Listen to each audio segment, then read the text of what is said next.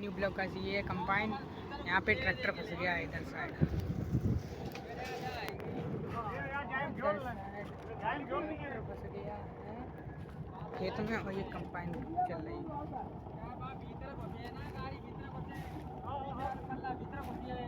देखो भाई बात हो रही है, ट्रैक्टर कैसे खींचा जाएगा।